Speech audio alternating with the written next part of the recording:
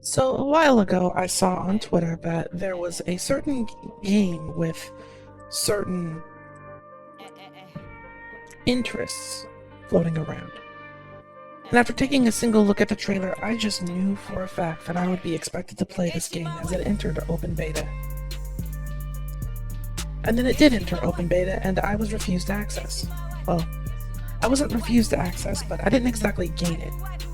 And if I had to guess why, it would be because that I have a 99% accuracy when it comes to predicting the trajectory of these live service games. Every single game that I said was going to fail, well, let's just say they're not doing so hot.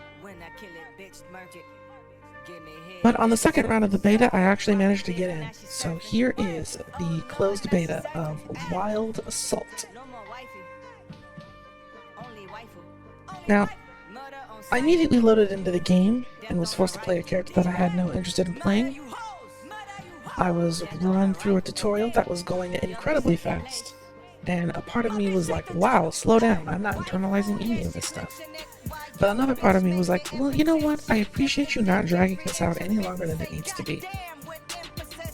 Let's be honest, it's a third-person shooter that plays like a first-person shooter, so what you need to know is run, jump, aim, and shoot.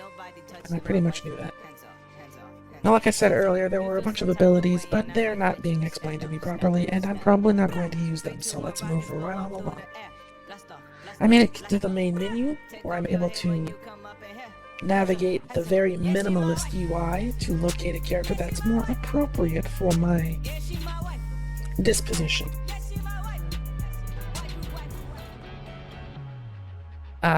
Almost like a hero shooter type of beat. A tiger, a wolf, or was that a fox? I don't know. A bear and a rabbit. When I first saw this game, it was Kami retweeted it, the trailer for it, and I thought, yeah, people are probably going to expect me to play this. So I didn't get into the last beta in time, but I was like, if I don't play this game now, then I'm probably never going to get the chance.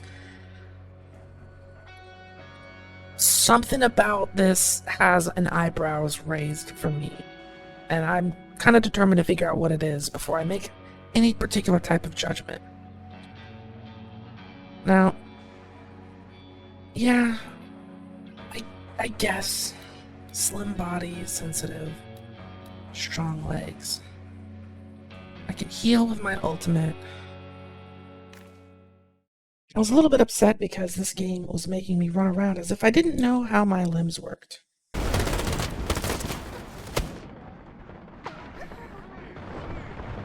Someone's hit!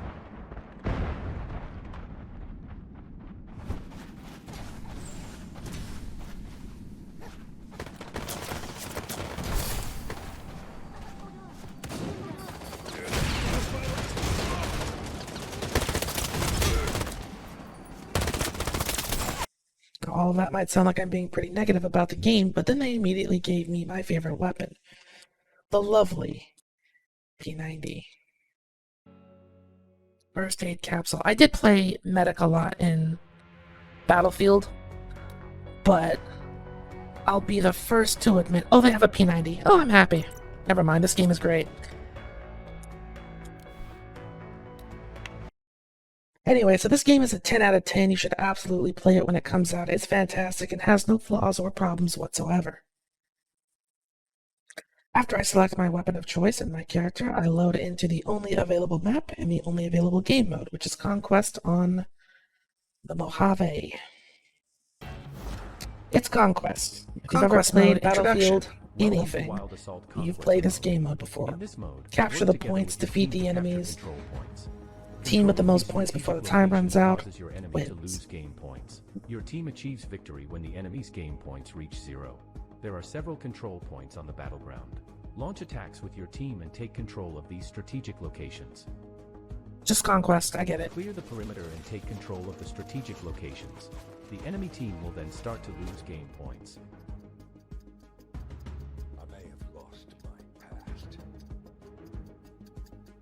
Securing target. Successful enemy takedowns can cause enemy to lose points, but the key to victory is still acquiring control points. You can always switch to another Valiant when deploying to the battleground. Okay, so you can switch characters between Each Valiant has respawns. unique abilities and traits. Assemble your team wisely and collaborate with your teammates to take down the opponents. Just at a look, you can tell, like, who this is supposed to appeal to. Additionally, the neutral item plays an important role and can even help you turn the tide. The neutral item will randomly drop at certain locations on the map during mid-game. Upon interaction, the neutral item will start compiling. Players from both sides can interact with it to seize control. When fully compiled, the side that controls the neutral item will receive game points and buff rewards. Okay, sitrep complete, Valiant. Hope you're well prepared for what's coming next. Operation is a go. Good hunting. So it seems as though this game is Chinese. I'm not sure if they're using AI to translate and do the text-to-speech, because this isn't voice acting very clearly. But it's just typical Conquest. Let's see what we're working with here. The fact that they were foolish enough to give me my favorite weapon right away meant that I could get to work right away. I was basically running around the map, hopping and skipping along, doing my work, doing my damage, racking up kills against these suspiciously unskilled opponents with names that I cannot pronounce nor read. Item has led.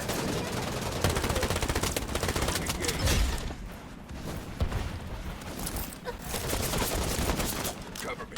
I'm reloading. We are taking the neutral item.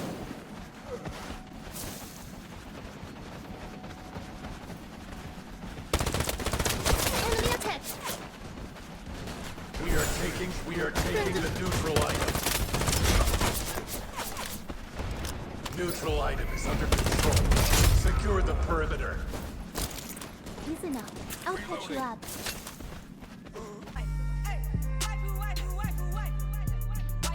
Everything was going great.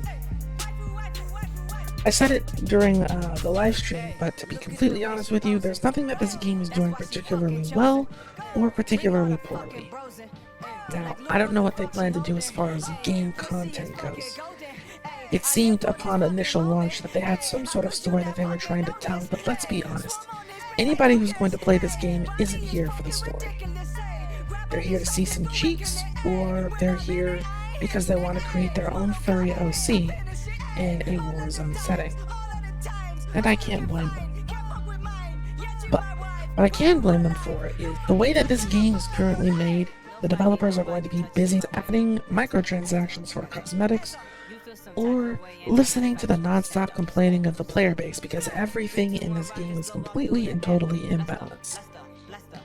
I'm predicting right now that this game is doomed to balance changes almost on a semi-weekly basis.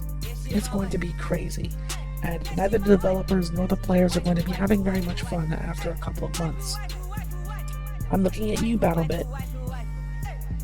That's not to say that the game doesn't have any sort of lifespan, but I am saying that as far as long-term playability goes, I'm not feeling it. It's a novel idea, and I'm sure that a lot of people are going to get their kicks out of it, but I feel as though the furry community, which I know absolutely nothing about, values much more the idea of them creating their own companion than playing in somebody else's persona. And the fact that this game doesn't currently have any sort of customization outside of just picking a character and their loadout means that that's not going to satisfy a lot of people for very long. Once people get over the honeymoon phase, this game will be third-person furry BattleBit. Now, they're welcome to prove me wrong, but the way that I've seen interest in this game floating around, I won't be holding my breath. Unfortunately, the beta for this is already over, so you've already missed your chance to play it, but assuming that this game is free to play upon its release, it will be available on Steam for you to try out for yourself. But based off of the combat and the gameplay that I've shown here, Is a furry third-person shooter your type of game, or would you rather spend your time looking for something else to play? I'd love to hear it down in the comments. And as always, thank you so much for watching, and I will see you all in another video.